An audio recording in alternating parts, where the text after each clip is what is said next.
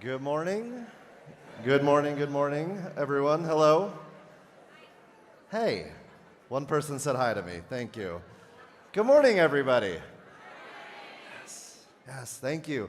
Thank you for saying good morning, and thank you for leaving the front 4 rows wide open. That's awesome. I'd hoped to crowd surf today, but apparently that's not happening. Thank you so much for being here, and great to have you in the room. A lot of you know me. If you don't know me, I'm CJ. I'm the superintendent of our school district, and it is my very distinct and extreme honor to talk with you today. So thank you so much for being back. Thanks for choosing Elko County School District as the place to make your impact in this world.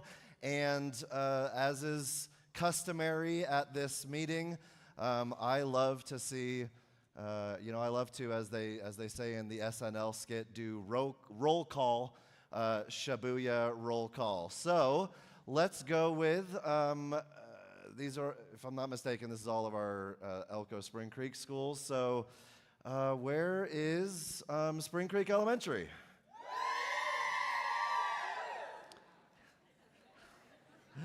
Oh,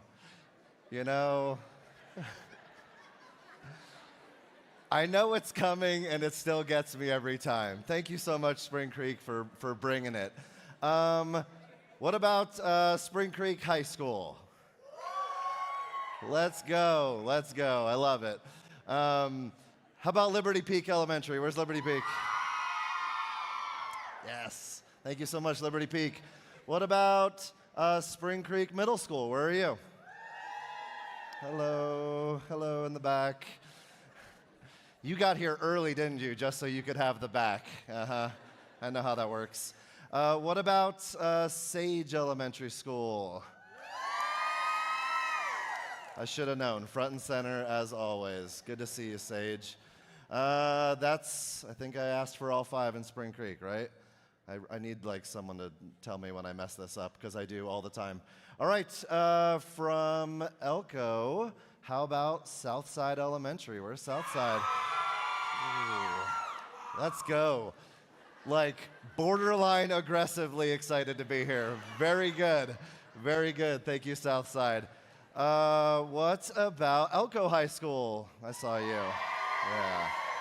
Yes, they are numerous and mighty and traveled the least distance from their room to this place. Very good. What about Flagview? Where's Flagview? Woo! There's Flagview.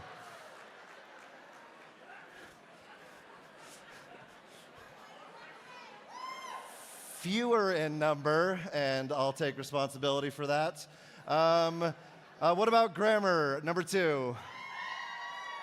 Excellent. Hello, Grammar. What about Northside Elementary? All right. They brought props, everybody. And Mountain View Elementary. Excellent. I also noticed some other friends, so if you're part of PDP or the central office or something that isn't the name of a school and you're here today, please make yourself known.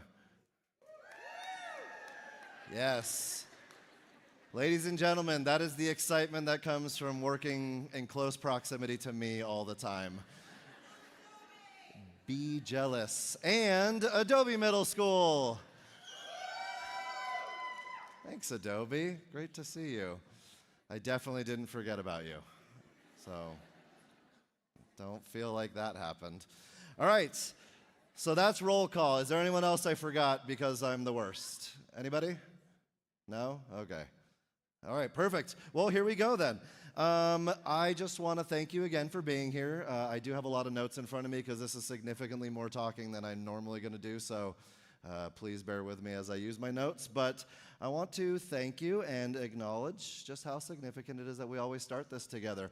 I know amidst some of the budget conversations last year and some other things, it was like, well, how about we just don't do that thing where we all get together and you talk to us or someone else talks to us. And I was like, nah, we're not going to do that. We're still going to get together because we got to kick this year off the right way. I really want to make sure that we have this opportunity and we have something really exciting to talk about this year. So it's really important that we're here together. And this morning is about where we're going together as a district and most importantly, why we're doing that. So jumping into the slide that I keep being paranoid that there's something wrong with it above me. So jumping into this, over the past year, some of you may have heard about this, whether through a board meeting or through a community presentation that was done, or you've been part of the work. Like, there's so many reasons why you may have heard about this, and I actually really hope that none of this is an absolute shocking surprise to anybody. But over the past year, we have been doing important work to get clearer about what we want for every student, every young person who comes through the doors of our schools. Like, it matters so much that we are clear, that we're focused, and we're not just showing up to school every day because that's where my job is and that's where my parents make me go, right? Like, more purpose of why we are where we are every day. And today is an opportunity for us to bring the whole district into that conversation. There's been a lot of work that's gone behind this, and I jokingly have told everybody, maybe when you see it, you're going to be like, wow, it took you that long to come up with that. But the reason it's significant is because there were a lot of cooks in this kitchen, and sometimes you want to leave a lot of cooks out of the kitchen because you just want to cook the meal yourself and you know you're good at cooking the meal. However, then it's your meal, and maybe no one else is interested in that meal, and that is not what I wanted to have happen with this. So what we're going to talk about today is the product of many people being involved, because I wanted to make sure that this is the passion and the product of many people's input. I want to make sure it's also clear that this is not the launch of another initiative. This is not another program. We're not going to be training you on new software that goes along with this. So I don't want you to think about it in those terms. And unfortunately, I cannot control your brain, so if you choose to perceive it that way, that's up to you. But I'm telling you, that's not what this is. This is something entirely different, and this is what this is about, is getting clear on what the North Star is for our district and for our students, and what we do for our students every day. I want to share some of that why with you right now before I turn the time over and introduce one of my friends. So the why for this was, you may have heard some talk about from other districts or from the state about their profile of a graduate or profile of a learner, or it's called a lot of things in different places. But what we know is true, and we can see it happening all around us, is like education is it's not even at a turning point, it's in the middle of a turning point. Like, education is changing drastically and rapidly across our country, across our communities, and it means that we needed to figure out what matters most for our community. We spend so much time sometimes wondering what are they doing over there in Humboldt, or what is Clark County doing, or what's happening in Massachusetts, what's going on in Oregon.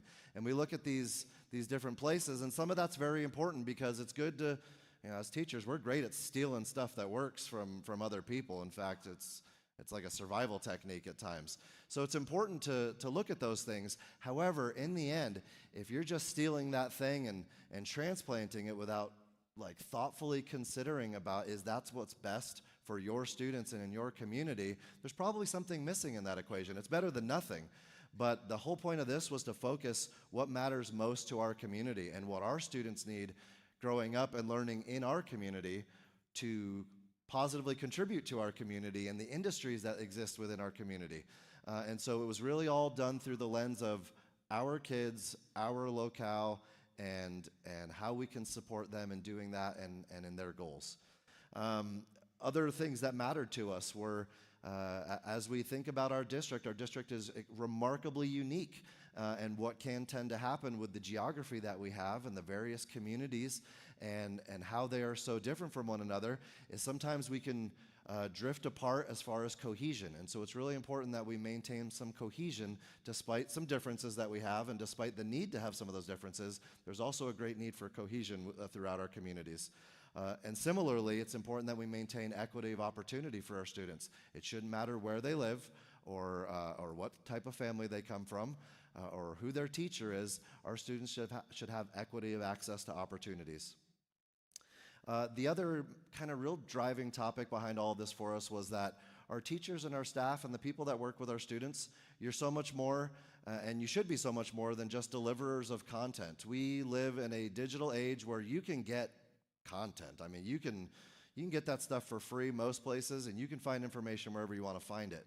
But your value is way more than I'm good at math, right? Or I'm fluent in Spanish, or that you have a particular content area that you love, that you're like a World War II nut or something, right? Like all of that information is readily accessible. The value is in what you can provide to that student while the content is being delivered and how you can help them grow. And just personally, my own whys to go along with it is I used to have 4 kids in our school system. One of them graduated last year. That's important to me. I have my own children that are in these schools. I have my nieces and nephews that go to these schools. There are kids from church that I sure do love and care about that go to our schools. And I've been in all of our schools, and I've seen those thousands of little faces, and those all matter to me. And so this is about way more than how the content is delivered, but it's what our kids get out of it, and making sure we narrow the focus of what we do for our students. We're going to go ahead and start the presentation a little more. Thank you so much for listening to me as I introed that. I want to introduce you to my friend Janice. Janice, come on over a little bit. So Janice works with the National... Yeah, go ahead, clap for Janice. That was good. Janice is amazing. So Janice works with the National Center on Education and the Economy. I always have to look at that note, because I just call it NCEE, and I'm terrible with acronyms. So this is Janice, and she's been working in the state of Nevada for about 5 years. She helped with the state's portrait of a graduate. She's done so much work working with legislators, with folks from all different entities all around the state, and so she was an easy choice for a partner to work with in developing our own portrait of a learner in Elko County. And so she's our design partner, and is going to help with some of the background research that went into the work that we've done. And so to help you understand why this matters, I'm going to turn the time over to Janice to talk about the type of world our students are going to be entering. Awesome. Good morning. Thank you for the smattering of applause. I appreciate that. I always say if I get a little bit of applause in the beginning, I've done my job, right? Because the applause has already happened. All right, so to CJ's point, my kind of piece right now is to back you up a little bit. He's giving you a little bit of a frame of the why behind why, as a community, you guys have gone down this road to get really clear about the outcomes you want for young people. Academic outcomes, of course, right? That's never going to change. And then what else, right? And so what I'm going to do is step you back for a second, because the groups that came together to have these conversations didn't just sit around a table and say, well, what do you think? Well, what do you think? Well, what do you think? They actually did that and looked at some research. So as you kind of begin to better understand the role of your North Star in your district, we wanted to make sure you had that same opportunity. And the only other thing I'll say in addition to the introduction that CJ offered is that I am the Regional Director West at NCEE, which probably means nothing to you, and that's totally fine. But I'm also a special education teacher. That's how I started my career, in fact, in a program in Virginia where I was born and raised. I was raised in a very rural part of Virginia. And so my first role as a special ed teacher was in a school with kids and adults with pretty severe disabilities, severe enough that we had both academic and residential programming. I went from there into the public school setting, eventually became a high school assistant principal, a middle school principal, and then a high school principal. That's where I was actually introduced to NCEE, and then my path just led me here. So it's a pleasure to spend some time with you guys as you launch your school year. Let's get what we want to do first is get clear about the young people you're serving. You know them better than anybody, right? But we want to step it back a little bit from the faces and names and think about how the world has changed for them. Now, before I do that, let me ask you this question. This is voluntary. Raise your hand if you were born in the 1900s. Yep, I'm among you. I hate that expression. I was on something the other day where you have to like put in your birthday, right? And you know how the year you scroll? And I was scrolling and scrolling. I started to get really angry. I'm not gonna lie to you. I was a little mad by the time I got to 1971. So if you were not born in the 1900s, and we assume there's no one here from the 1800s, the rest of you, 2000s at some point, yes? Yeah? Okay, so even sitting in this room, we have a big kind of swath, if you will, of experience that has been had. So let's talk about the world our young people are sitting in. I'm gonna go through this pretty quickly, and then you're gonna have a chance to talk to each other. That's gonna happen. So principals in the room, raise your hands. Let me see my principals and APs or anybody else who people might look to, okay. Don't point at each other, raise your hand. Okay, all right. You're not incognito. I say that because when I have you turn and talk, I'm gonna need people in the room to like help me get you back, right? So I'm gonna ask our principals to be the people who do that. But let's start with the young people who are post-secondary right now, right? They've graduated from your schools. They are wherever they're at. My husband and I have 6 kids between us. The youngest is 19, the oldest is 35, and our 19-year-old just finished her first year of college. She is someone who goes in that first category. She will never, ever know a time when she did not have access to the internet, when she couldn't Google something, when she didn't have instant information kind of coming at her, right? So she's a generation of like, that's true. There are some of us born in the 1900s who can remember when we did not have those things, yeah? Okay, all right. Next to that, right, the young people sitting in your high schools today, right, are kind of your next group. That's a group, and I'm trying to look over to see, right? That's a group who have never known a time, not only with the things that group before them didn't have, but also they can never remember a time where they didn't have email, Facebook, access to beginning some social platforms. Not that they would admit it because Facebook is for us and not for them. I get it, right? But they had access to those kinds of things. They cannot remember a time when that was not true, yeah? All right, really quickly, 30 seconds, say out loud to somebody else, what is a technology that you remember coming online when you were growing up? I'm gonna get you started. I remember when the microwave came into my house, right? I remember that vividly. It was life-changing. 30 seconds, something you remember coming on board before you, while you were growing up. Dude, don't look at me like that.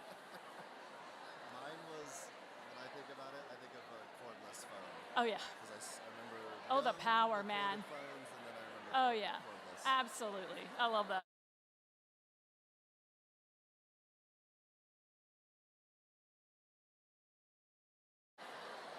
All right, let me have you back in 5, 4, 3, 2. Well done. Let me hear a couple. What'd you have? Let's go. Light bulb. Come on. No offense. Remote control. Who was the remote control growing up? Thank you very much. I see you. I see you. Yep, absolutely. Give me another one. I can't hear a thing. I am deaf. Oh, cell phones. CJ said his was the cordless phone. Yeah, there you go. Remember the first time you didn't have to have a phone call with your best friend standing in the middle of the kitchen because the cord didn't go anywhere else? Yeah, that was liberating, right? All right. So we can all remember those things that came on board. And at the time, they seemed so complex and so advanced. And now we look at what our kids, right, our kids have. So the young people sitting in your middle schools, and this one has always been really important to me, not just because I was a middle school principal, but also because of our 6 kids, 4 were girls. And one of my mantras about middle school is this: if a girl can survive 7th grade, she can survive anything. And those of you in the room who know what I mean, right? But those kids sitting in our middle schools right now have never known a time where they could go home, disconnect, and leave the drama at school. For me, I got off the bus, I walked up a driveway that seems like it was 5 miles long now, right? And whatever was happening was done because I was not going to see those people till the next day when somebody passed a note in first period, and God only knows what happened after that. But there was 10 hours where we had nothing. Because of platforms like Instagram and Snapchat and all the things, our kids have constant access to each other and to the world, which means there's never a break. And this conversation this morning is not about, is it good, is it bad? We don't have time for that. That could take us hours, right? It just is, right? It is. They have constant access depending on what we as the adults in their environments do, yeah? Our young people sitting in our elementary schools right now are never going to know a time when they could not, I love this one so much, we'll never know a time when they could not say something out loud and make something happen because of things like Siri and Alexa and Google Play or whatever you use at your house, right? Never know a time. So we also have 3 grandkids. My my middle granddaughter is now 4. When she was about 2, she was at our house for Christmas. Not even, she was 18 months. Toddling around, right, her little 18-month-old self, and she would stop and say out loud, Sexa, play Barney, or whatever. Because that's how she said Alexa, but at 18 months, she understood if she spoke something out loud, she could make something happen, right? Makes our cordless phone seem like, I don't even know, a pencil, I guess. And then last but not least, right, our littlest little ones, right? So my 8-month-old granddaughter, and even that now 4-year-old granddaughter, they are never going to know a time when AI wasn't just their cell phone, wasn't just their television. For them, AI, this thing that's so hard, it's such a big lift, we're all trying to figure out what the heck to do with it. We're not going to figure that out this morning together either, right? For them, it's going to be just the microwave, right? So with just that in mind, have a quick conversation about what are the implications. And here's what I'm going to ask you. I can't police it, but I'm going to ask you. Please try not to resort to, this is how it's screwing them up, okay? You're going to have those conversations, I know that. But truly, for us as educators, what does it mean that our kids have constant access to information, right? That our kids sense, I can't remember where the YouTube icon is, wherever the YouTube icon is, over there at high school, right? That all of our kids sitting in our schools right now can learn anything, anytime, anywhere. They don't have to wait to get to school to ask that question anymore, right? When's the last time anybody used YouTube in the last week to learn something new? I did. You want to know what it was? How to use my new makeup palette. You're welcome. Very scientific, I know, right? So, quick conversation. What just gut reaction to that in terms of the implications for what it means for what we bring to kids, yeah? 2 quick minutes, go.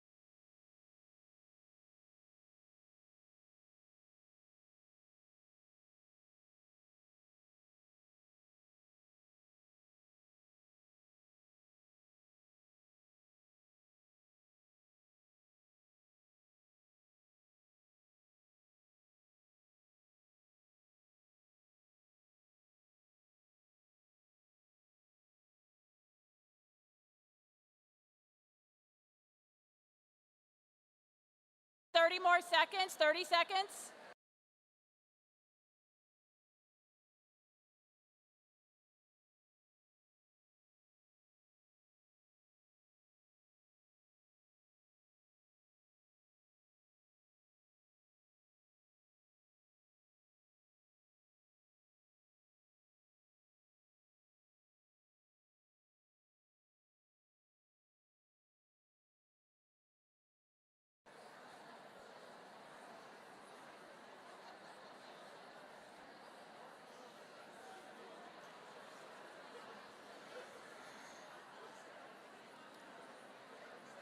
All right, let me have you back in 5, 4, 3, 2, 1.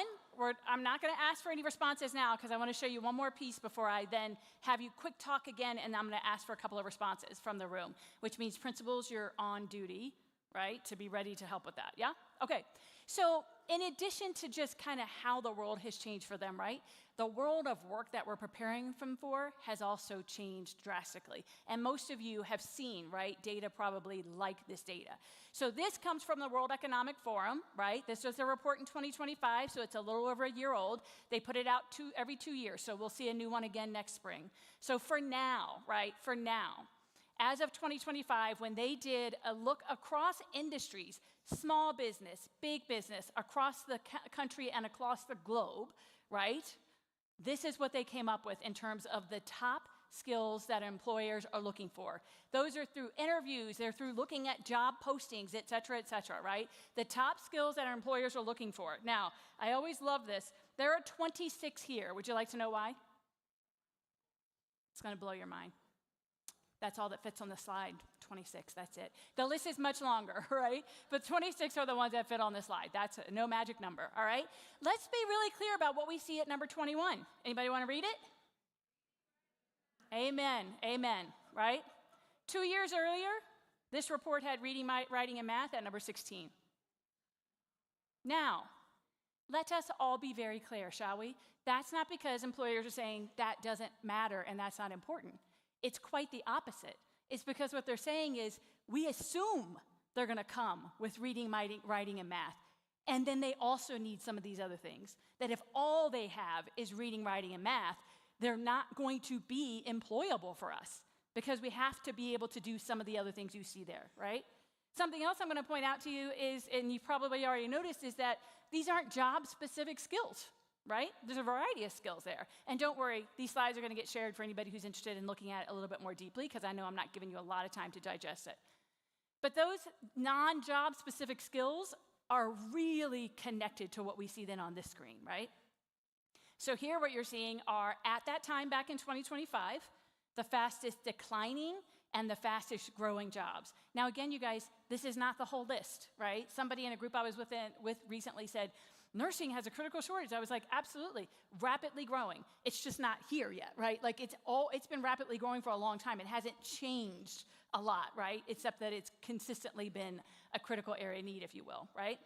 So when you think back to those skills we just looked at, those skills tie very closely to this list in so much as, again, they're not job specific. They're the kinds of skills and competencies that if I walk out with them ready to go into the world, I could have any one of these jobs and I would probably be successful, pairing it with whatever training or schooling or whatever I need, right?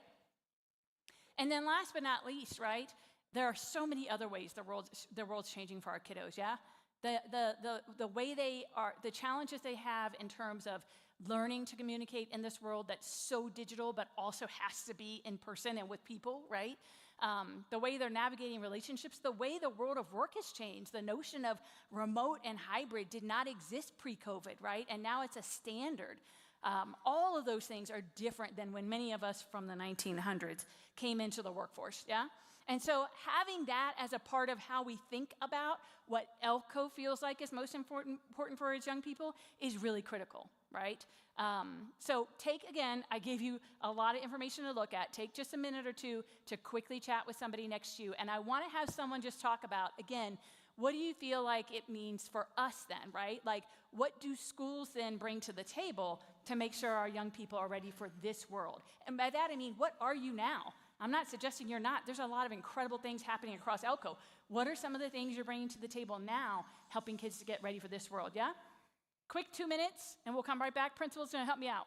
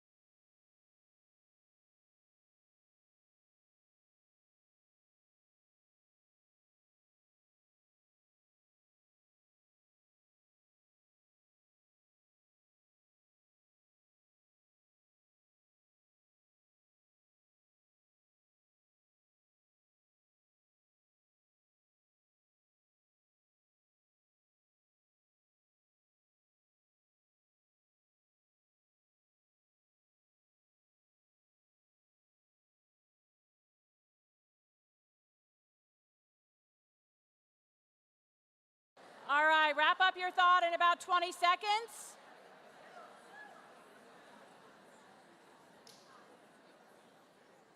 Where's my friend Hillary? There she is. So Hillary is going to give the mic to whoever she is either closest to, has that out for, whatever. She's going to decide how to do this. Wow, I said has it out for, and she turned right to somebody. I don't know what that's about. That's for later.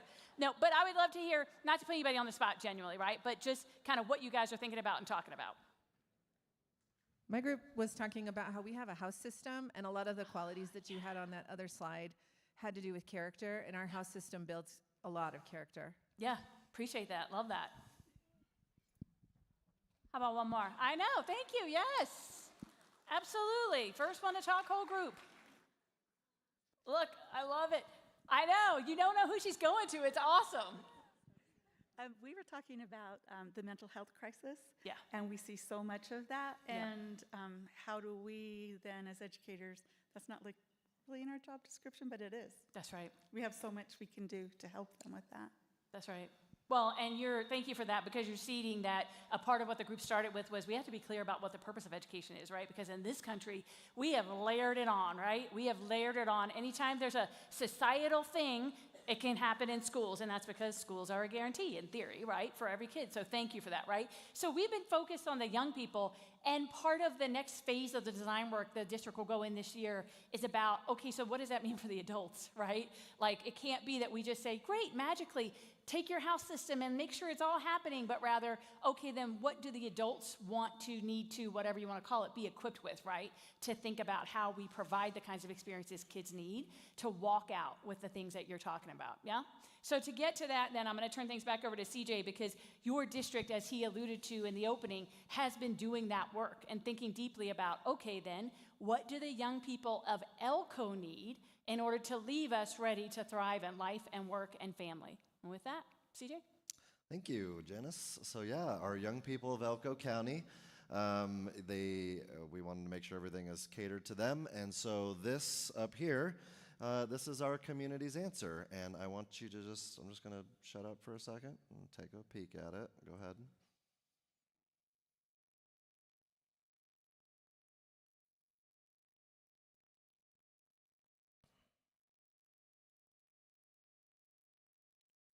Now, like I said earlier, resist the urge to say, this took you that long? There's more, but wait, there's more. But when you look at this, I want you to understand something, that this, I mentioned we've been partnered with, there she is, Janice, and Janice had some other friends that helped us along the way. However, this was not produced by Janice. This was not produced by any consultant. What you see here, it wasn't adopted from another district. We didn't copy something the state had and change it a little bit. It grew out of the voices of Elko County, and many of you participated, and I would wager to say most of you in here participated in this in some form or fashion. I just want to remind you of how we got to where we are today without taking too much time. Students, teachers, support staff, administrators, parents, friends from the PDP, local leaders and politicians, people who work at GBC, our close by Institute of Higher Education, mental health professionals at the state level and local level, local industry partners, and local business owners all were part of a very large group of people who got together repeatedly to get to this point. We met for days. I mean, days. We learned, we defined, we refined, and then we did that over and over again until we all reached a consensus about what matters most for our learners, regardless of their future trajectory, regardless of what their plans are, what they would need to be successful in life, in their journeys and all their walks of life. We also sent out we sent out surveys, and we got thousands of survey responses from students, from community members, and from you, our staff, and I appreciate everyone who participated in that.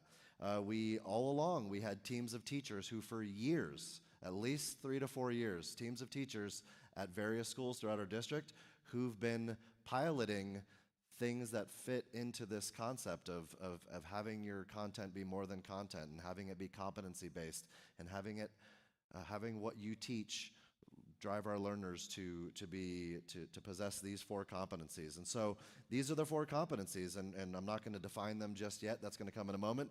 But we believe, and this is the collective, this is what we decided as a community, that our students, in addition to reading, writing, math, even though it's 21st on the list apparently, that our students need to be capable communicators, creative problem solvers, responsible and engaged learners, and trustworthy leaders.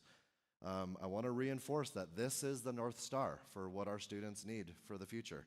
It doesn't matter what they're being taught. These are the outcomes that we want to increasingly orient ourselves towards in Elko County School District. So again, regardless of grade level, regardless of content area, regardless of any other variable, all learning and experiences that our learners have in Elko County should serve to develop these 4 competencies in our students. And I want to make it clear, we are not expecting everyone to understand all of this from today's introduction. Today's the beginning of building a shared understanding about these competencies across our district and start to really refine this and integrate it into our daily practice. So these 4 titles give us the big picture, but our community went a lot further than just picking 4 competencies and naming them. They also described what each one means for an Elko learner, an Elko County learner. So we've got our next one up here, and I'm going to close my mouth again, and I would like you to take just a few moments to read each one of these in more definition.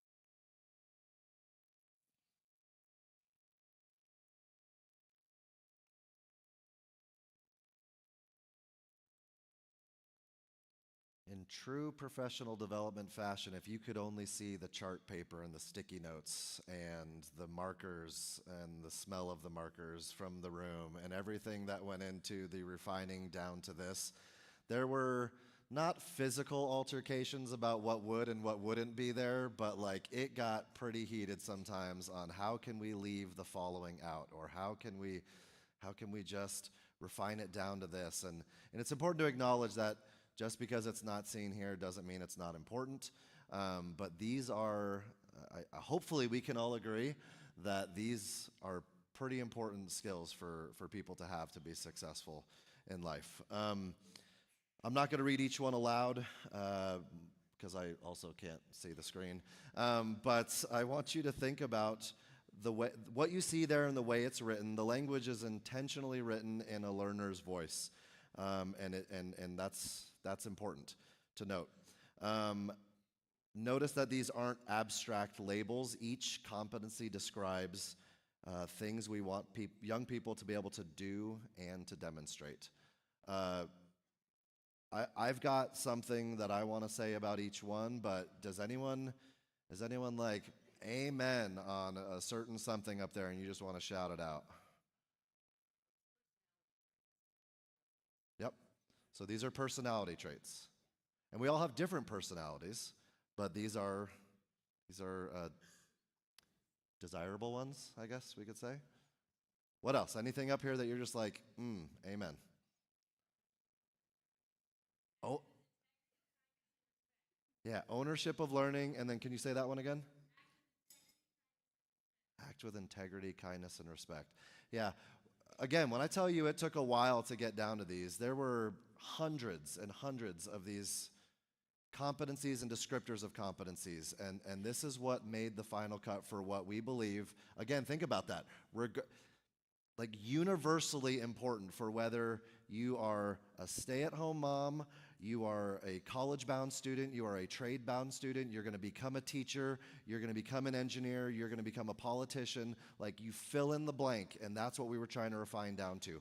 No matter what. That's tough to do, to say something is universal. But we decided that these were universally important things in order to be successful and be a positive contributor to communities and families growing up. For me, the things that just absolutely just like hit me close was under the first one, listen to and understand and encourage diverse perspectives. How important that is in so much polarization, politically, societally. Think of all the ways we can be driven apart from each other and where there are people and elements actively trying to drive us apart from each other. That is such an important skill. In the next one, face challenges with curiosity, perseverance, and optimism. There's a lot of, we talked about the mental health challenges a little bit ago and how challenging things can be. That perseverance, that optimism and curiosity, those are so important. Someone stole one of mine too, and that was to take ownership of learning. And then the fourth one was also the one I was going to mention. That was to act with integrity, kindness, and respect. So essential for our students and the adults in our community. This is not exclusive to kids. We said it's universal. The objective is for when they become, our age or someone else's age, that they possess these qualities. These competencies are not separate from academics. I know I've said that before. I want to keep pointing that out. It would be incorrect to assert that the content doesn't matter. Of course the content matters. In Janice's question earlier, though, about why the technology conversation was important, I immediately told her, I said, well, if they have access to all this stuff, what do they need us for? What do we bring to the table as educators? If they can just get this anywhere, what does it matter that we're here? And of course it matters that we're here. But it's important to note that these go along with the academics, and this is what enriches the academics, and this is what makes the academics important, is how it changes them as people and how it grows them as people. The language in here also gives us something we can begin to notice in young people today. I said regardless of grade. There is no reason to think that a kindergartner shouldn't already be becoming a capable communicator or a trustworthy leader. There are kindergarten teachers in this room right now that could absolutely attest to seeing a 5 or 6-year-old being a trustworthy leader in their classroom. You can absolutely point out how that kid is killing it with their communication. Like this is identifiable at every level, and it's important that we don't get sucked up in young people today can't do the following, because they can do those things. They may lack some skills, they may not have developed them entirely, but they are capable of doing those things because we see those things in our classrooms every day.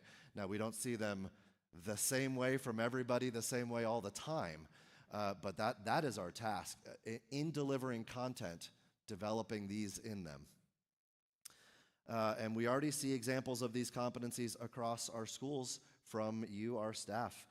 And part of our opportunity now is becoming more intentional about recognizing, developing, and strengthening those things we do, to make it not just during this one cool project that we do, but rather we are developing capable communication all the time. We are developing trustworthy leadership all the time. We are always giving opportunities for kids to act with integrity and respect, and always giving them opportunities to be responsible for their own learning.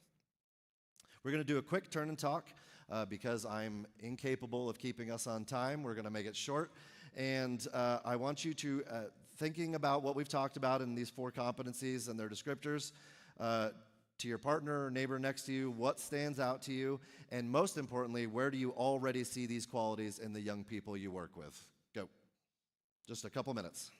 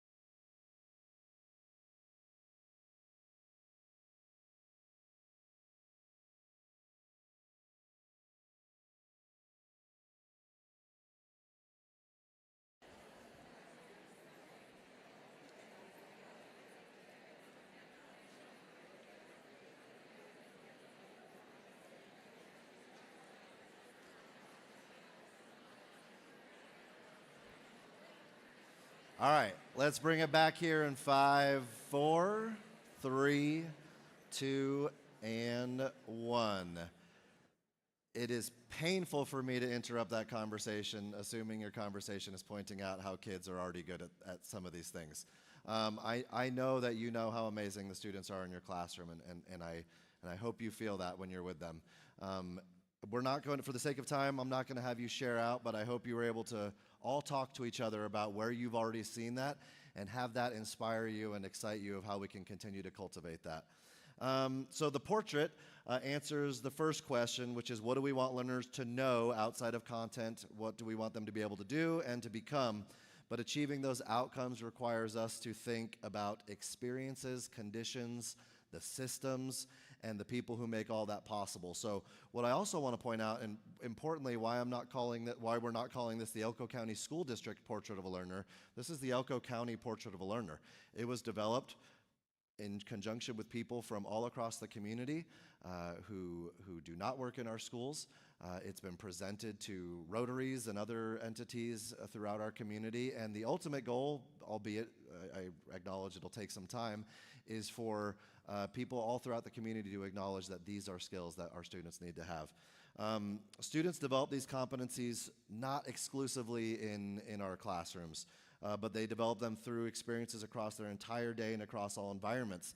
They develop communication and collaboration not only in classrooms, but in activities, in offices, in cafeterias, in buses, in hallways, in athletics, at church, at work, hopefully at their homes, and in daily interactions with adults.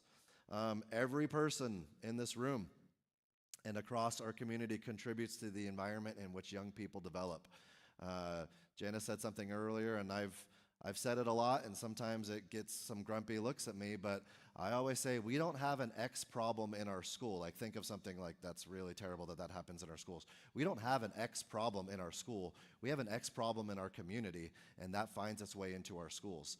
And so we are all across our entire community responsible for the things students are learning, positive or negative.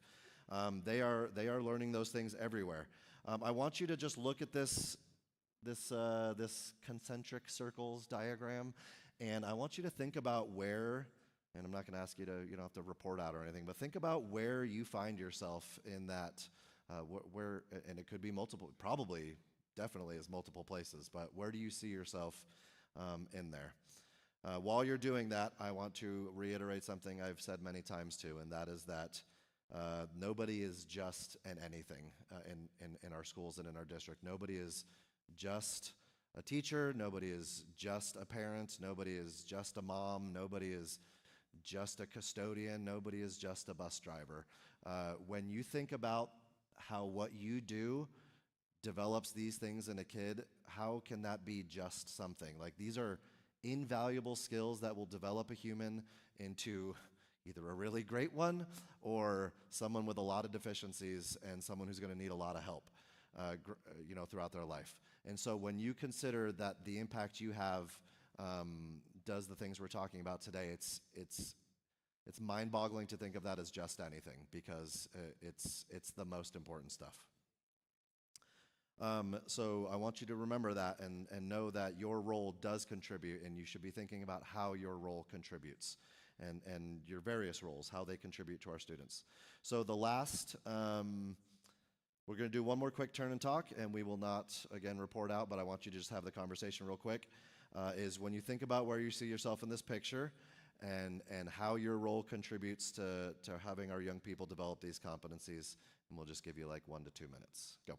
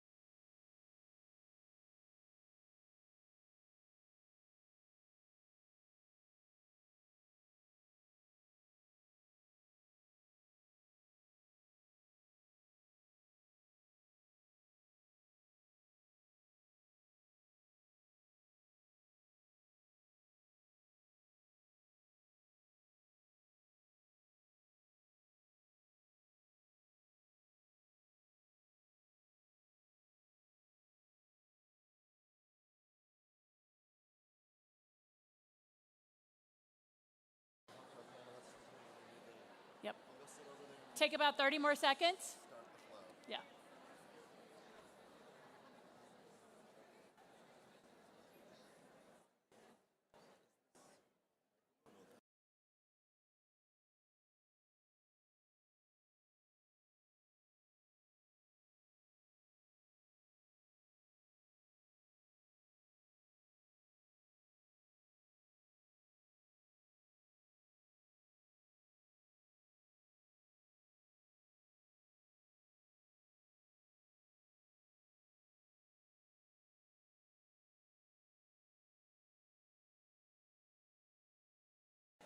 All right, let me have you back in 5, 4, 3, 2, and 1. Like CJ said, it's hard to interrupt those conversations, so apologies for that. But our intention, right, is that this is the first conversation and that you're going to go back to your sites and your spaces all across the district and continue to have these conversations, right? The last thing I want to say about this, I really appreciate how CJ focused and had everybody focus on this notion of like, no matter what my role is in the district, right? Whether I work in the district office, in a classroom, whether I'm driving a bus, whether I'm somebody who's serving food in our cafeteria, I have an opportunity to help young people develop these competencies, right? Or these skills that are in our portrait. And so I will also say this, though, that why that's so important is this. So often when we think about a portrait of a graduate or a portrait of a learner or whatever we call it, right? We think teachers and we think classrooms, which feels really heavy when you're a teacher in a classroom, right? So what's key about that is, and CJ alluded a little bit to this notion that, right, like you're always going to teach academics. It's what you are required to teach. It's what our standards are based in, et cetera. Where we're going to get to the competency development really is about how we teach. That's true in a classroom. It's also going to be true with our coaches on the athletic fields, with our sponsors of our robotics clubs, with all the things, yeah? But this also does show that we are not going to be able to develop those competencies in our kids, that bottom little teal circle, if we don't create the kinds of experiences that will be conducive to that. And that can't happen if, at the school level, we don't create the enabling conditions for teachers and coaches and others to do the thing. And that can't happen if the district, at the district level, doesn't create the kinds of supports that ensure principals at schools can do the thing that needs to happen for teachers, right? So all of this is not possible unless all of it happens. And that is the work that the district is focusing on, right? How we think about this through a whole system, not just, hey, here was the portrait, good luck with that, see you in June, tell me how you did, right? But rather there's gonna have to be a lot of designing and thinking across all those levels, okay? What we are going to be thinking about then is, no matter what our role is in the district, right now in this moment, as you're starting to understand the role of the North Star and the portrait, it didn't go, I thought it was. What are the ways that we are doing this and can do this? How can we begin to foster this, even if we're not doing anything drastically different right now, right? CJ said at the top of this isn't a new initiative, a new program. It's not a charge, now go do this, but rather, how can we? You just had a conversation about where we feel like we're doing this already, right? So these are ways, and I want you to take a quick look at that right column, right? Ways that we can help a young person develop to be a capable communicator, ways that we can help them develop to be a problem solver, etc. And the nuance I want to put out to you, while, by the way, if you didn't already know this, if you're a panelist, please make your way to the stage. I was supposed to say that earlier. If our panelists would please make your way to the stage. Thank you. So while you're looking at that, here's what I want you to notice. None of that is specific to a classroom. Would you agree? So I want you to take your hat off, whatever your hat is, teacher, principal, custodian, district person, NNRPTB, there we go, that's a lot of letters. Whatever your role is, I want you to take that hat off, and I want you to think of a different young person, not somebody who's in your school or in your charge in that way. What are ways that you can help them develop based on what you see there? Have a quick conversation for about a minute. Take away your most, your kind of current role for sitting here, and think of another young person and how those resonate with you in terms of as a mom, as a grandparent, as an aunt, as an employer because I have a side business in the community, whatever it is. Have a quick conversation about that.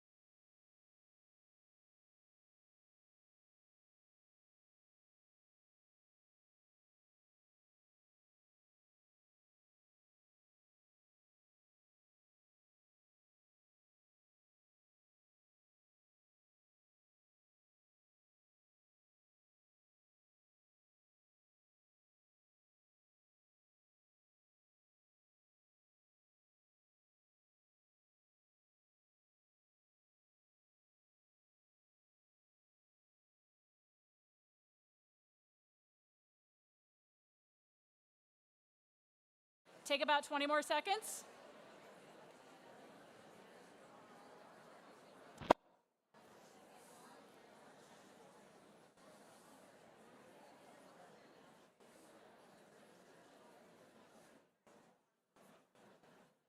All right, as you're wrapping up, hopefully part of what you're going to start to take from this is a community profile. And perhaps for maybe one of the first times ever, there's actually a way that your community will feel like they can be a direct support to what you're trying to do in school, right? As a mom, asked me to help my kid with algebra, and I was like, yeah, I can't do that. That's not going to be helpful at all, right? Okay, I'm lying. Asked me to help him with 5th grade math. I was also lost, so I couldn't help you there either. But as a parent, asked me to help my kid build their collaborative skills, build their problem-solving skills, that's something I feel like I might be able to help you with, just like I might be able to as an employer in your community, et cetera. So we're creating this bridge to schools, right? Using the profile, or the portrait rather, sorry, as a mechanism for that.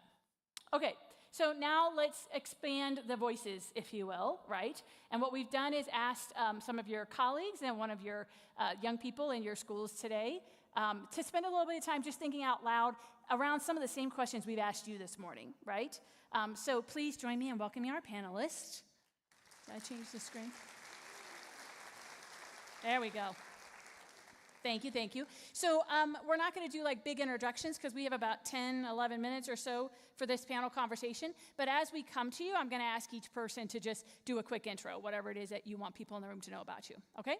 So the first question I'm going to ask you guys to spend a little bit of time thinking about is, we talked a lot about kind of the role of the portrait, the North Star, what it's meant to do. So I'm curious about, from your perspective, where do you already see these 4 competencies being developed in our schools and across our spaces?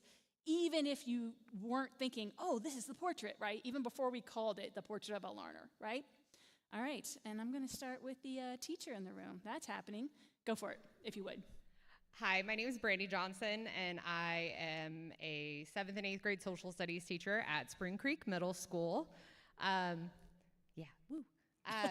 So in addition to teaching social studies, I've also been an ELA and a CTE teacher, and it doesn't matter what subject matter you're teaching, these skills are already happening in your classroom. I see it in our science classes and our math classes when we expect kids to explain their reasoning.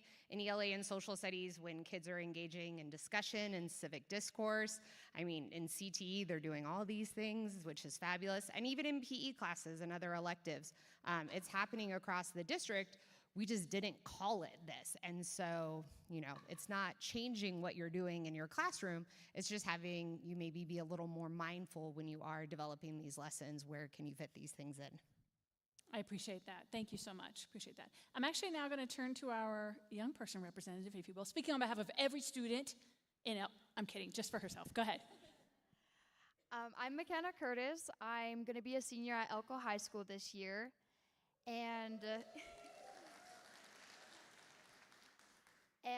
I've also seen it on all the classrooms, but another places that I've seen it a lot in is in extracurriculars and sports, because we're put in these kind of leadership positions or places where you can be examples to your fellow classmates, and we're taught to embrace these competencies, even though this portrait of a learner hasn't been explained to us. Students are already enforcing it in their students, and as classmates, we're already trying to be good examples and help build each other up to participate and to gain these skills. I appreciate that. Thank you so much. Yep. Awesome. Chrissy, I'm going to ask you a different question. You have been involved in portrait work, if you will, really since the state of Nevada started to design their portrait, right? Our organization came in after that happened, and we were supporting a pilot across the state, et cetera. But can you just talk a little bit, given that kind of longer history with this notion of a portrait, about what stands out to you in terms of why you feel like this work matters for our young kids? Because you've been on board since the beginning. Yeah, thank you. So I'm Chrissy Blanchard, and I'm the principal at Spring Creek Elementary School. And so when I first saw the portrait work, I was excited that we were going to be developing the whole child, and finally, the everyone was going to say, yes, this work matters, and that we were going to be doing SEL and working with what some of my colleagues said earlier, the people skills. And it really is important, kind of like CJ and you, Janice, said earlier, because we need to be continuing to offer these young people these skills throughout their entire childhood, throughout life, really, and giving them these experiences through the extracurricular and all the way up through the time that they leave us, so that they can be people ready for the workforce or whatever journey that they have next. Yeah, I appreciate that. Thank you so much. And I appreciate you really tapping into the idea that this is for life, right? And CJ said it earlier, that these aren't just competencies for our young people. Like, we're all going to need them, right? Our jobs are changing so fast, it's hard to keep our heads straight. And so having the competencies outlined in your portrait will be critical to us being really effective in the adult world that we're in right now. CJ, I'm going to ask you a different question. I'm curious about, because you've kind of already had a chance to answer some of the questions that these folks have answered. But I'm curious about, if we, as a team here in Elko, truly commit ourselves to helping young people develop these competencies, what do you think could be different about a young person's experience here in Elko 5 years from now? I gave him the hardest question. Thank you for the question. You're welcome. I'm still CJ, by the way. Did I say CJ? Did I say? No, they all got to introduce themselves Oh, and gotcha. who they are. Sorry. So I'm like, did I say the wrong name? That's I'm so still embarrassing. CJ. Okay. That's a wonderful question. When I think about what could be different, it touches on a little bit of what I was saying during my introduction, and that is the cohesion and the commonality of the experience that a student can have in our district. I love that we can all be individualistic as teachers, and I worked in a district one time where lessons were scripted, like to the word, and that like it offended me that was a thing that happened in that district, and I was glad it didn't last long. But when I think about what impact you can have as teachers, it's very important, and not just teachers, but all positions. It's very important that you are able to be yourself, but it's also important that we don't have kids who maybe had a better experience because they had a better teacher, or they had someone who was more bought into something, or they had someone who was more willing to stick to a curriculum with fidelity. What we need is again, a cohesive experience for our students. They need to have people that are equally bought in to not only delivering curriculum and content the way it is designed to be delivered, but also people that are equally bought in to helping develop these competencies, because it's not enough to just say, well, that's not my job. Like, your job is not to deliver content. My job is not to make sure content is delivered. Our job is to prepare our students for what comes next in life, whatever that is. And so I think what could be different if we are all equally bought in to making this manifest itself in our students 5 years from now, 10 years from now, is that our students will have better opportunity, and that we won't have these fragmented of like, it's the luck of whatever the scheduling platform did and whose class it put that student into. We work together, we buy into the vision together, and we make sure that these things happen for our students because they deserve for those things to happen for them. I appreciate that. Thank you so much. All right, a final question for each of you. Let's start with McKenna, right? McKenna, I'm going to actually ask you the same question I asked Chrissy. When you think about the role of this portrait and the competencies that the community has agreed on, what do you think they're going to do for you as a young person as you look ahead to a year from now, right? Going into like the adult world, if you will. What do you feel like they're going to bring for you? I feel like they're gonna bring a lot. As I was looking over this portrait of a learner, it's very focused on the success of students in their future, and I really admire that you guys are taking the initiative to really focus not only on how they do while they're here in this school district, but how they do after they graduate and after they leave. And so I think learning all of these skills and competencies will greatly help students to just be able to be better, more prepared citizens of society. It will help them in their workplace. It will help them in their future schooling. It will help them in all of their future endeavors that they decide to do. So it's just better prepare all of us. Appreciate that. Thank you so much. And then for our other panelists, the same question, or the question I'm going to ask you, all three of you, is, we're about to kind of talk with this group about where do you feel like you can start to just think about this, right, in your role as you walk out of here today?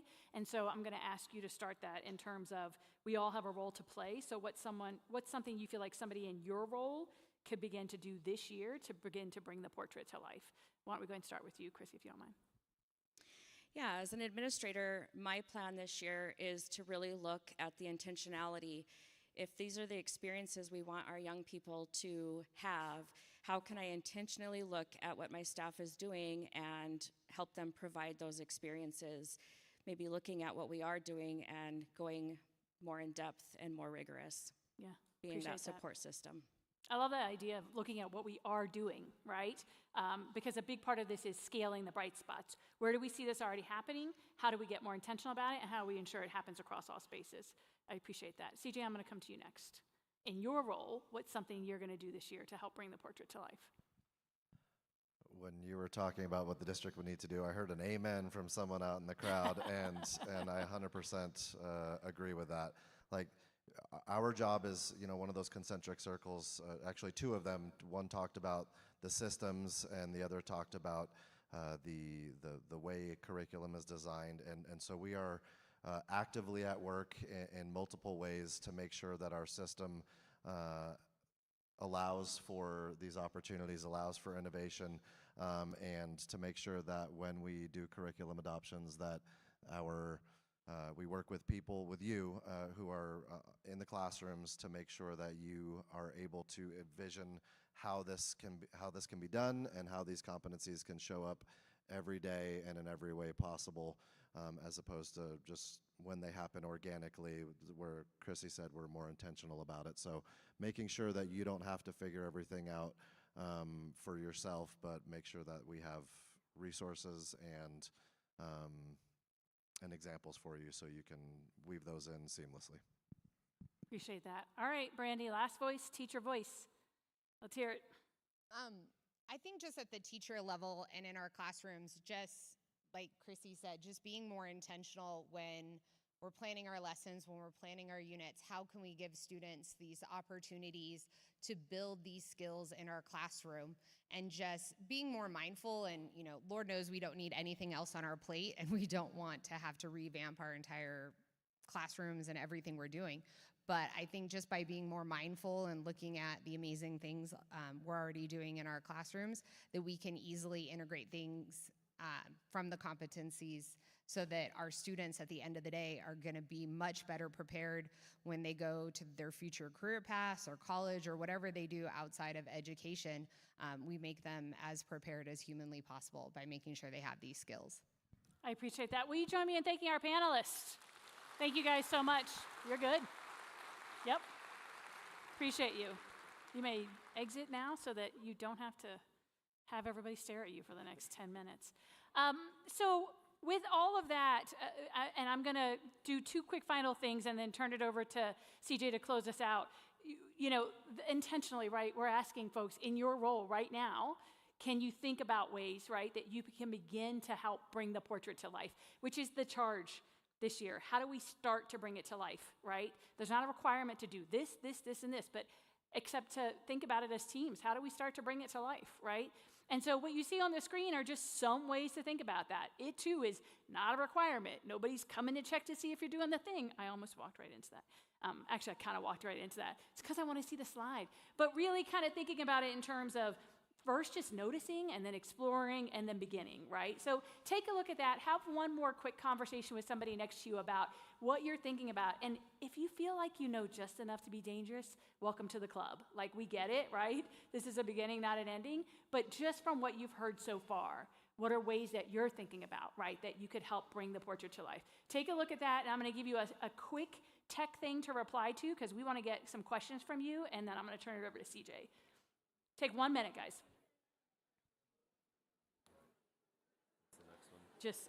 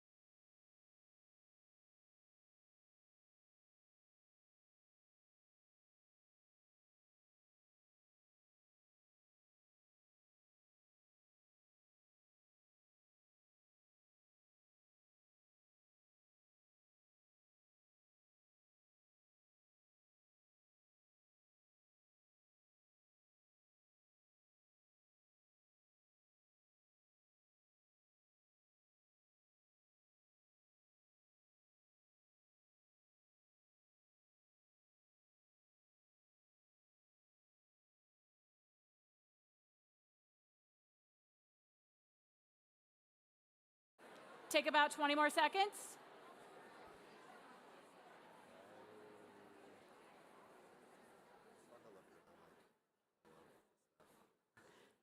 Amen.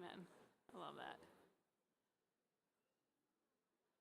All right, so I just asked you to spend literally a minute. That is not enough time, right? Again, just the beginning. But I just asked you to think about ways that you can begin, right? Individually and collectively, to bring the portrait to life in your spaces. Now, speaking of district supports, we want to make sure we also say, okay, again, just knowing what you know right now, what are the kinds of supports that you feel like are going to be needed for you to do the thing, yeah? For you to begin to bring the portrait to life? What are some of the supports that you're going to need? So this is a Slido. I see you already with your phones, QR code. And you can give us as many ideas as you'd like. But when you think about those concentric circles, and the fourth one is like district supports, this is going to really inform both that and the third one, which is enabling conditions, the role of your principals and the leadership at your schools. So take just a minute, add anything you can think of now. You'll have other opportunities later, but for now, go for it.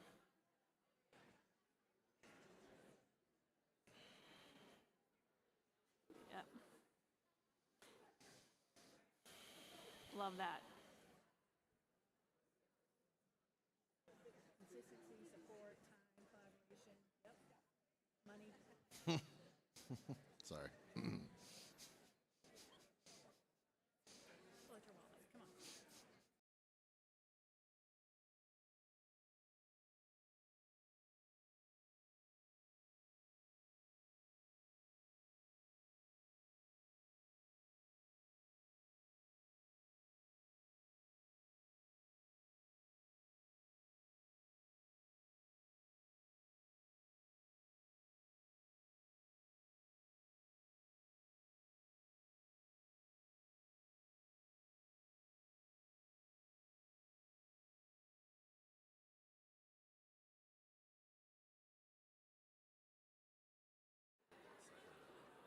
All right, you're continuing to respond, which is amazing. And hopefully you're also seeing a lot of consistency across your responses. So thank you for that. I personally love the money one. I asked CJ to pull out his wallet. He was not amenable. I'm not really sure what that's about, but that's okay.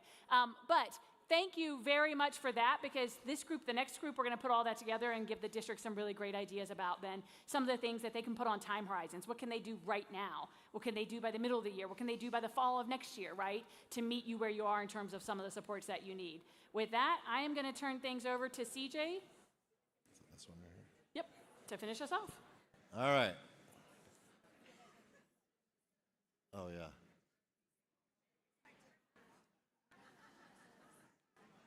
Okay.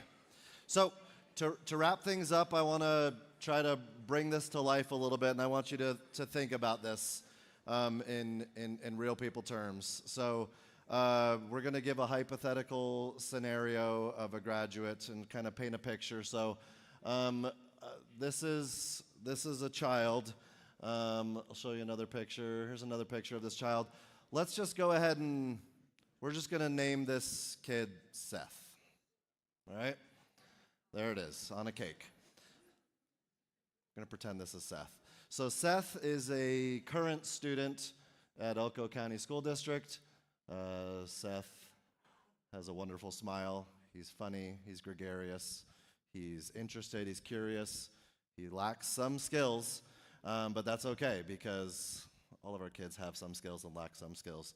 So I want you to think about a graduate, a graduated Seth.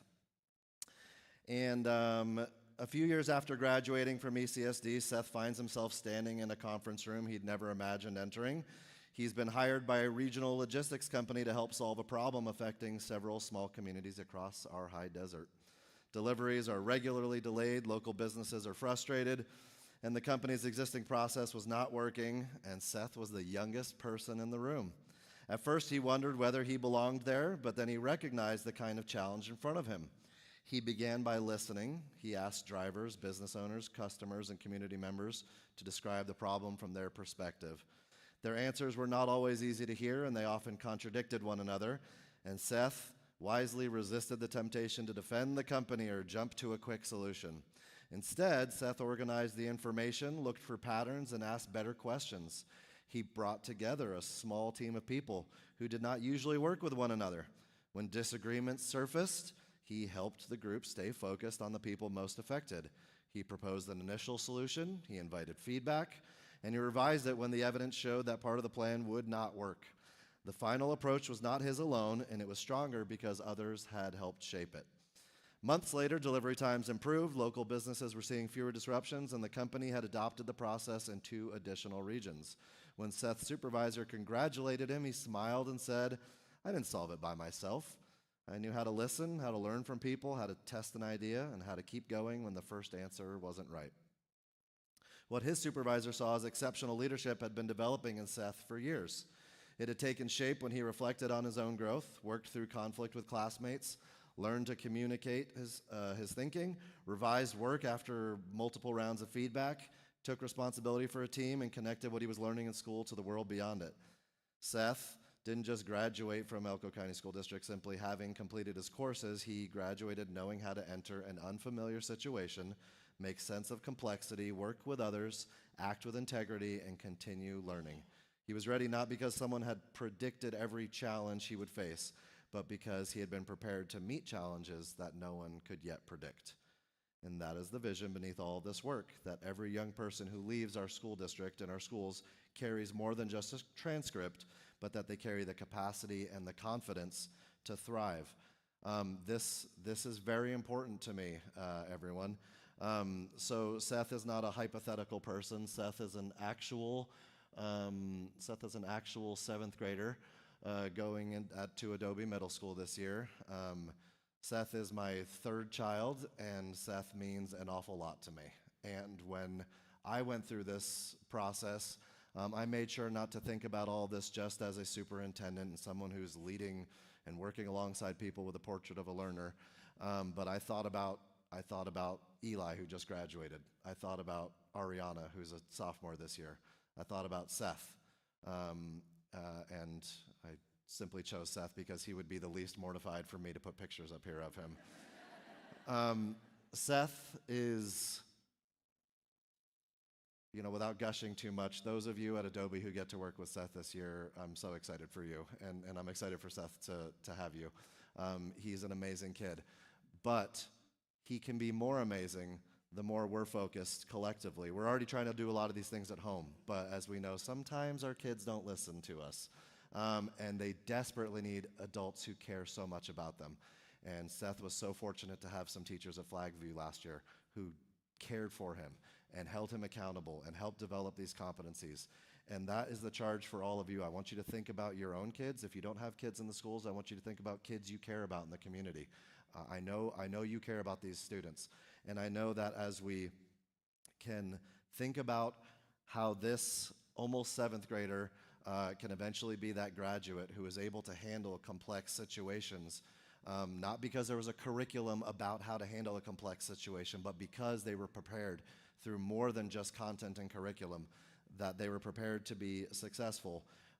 That is what this is about. It's not about an initiative because it's not an initiative. It's not about a program because it's not a program. It's about developing our kids into the type of kids and adults who can thrive wherever they go. I want to reiterate that our portrait is a shared promise, everybody. Our community put this together. You contributed. This is our shared promise about who we want our students to have the opportunity to become, and none of us does this alone. Every interaction, every experience, every classroom, every school, every role within those schools contributes to this. I love that we talked about and identified all the things and the ways we're already doing this, and we also talked honestly about how we can do it better and how we can do it more and how we can be more intentional about it. I'm so grateful for everything you already do. I want to invite you as we go into this year. I've already seen a lot of optimism and enthusiasm, and I want you to maintain that. I want you to think about how doing this is so important and how bringing these competencies to our students and developing those in them, that's the real vision. That's our North Star. This portrait belongs to all of us because the students belong to all of us. Thank you again for all you do, and I hope you have a wonderful rest of your day, and thank you for being here today.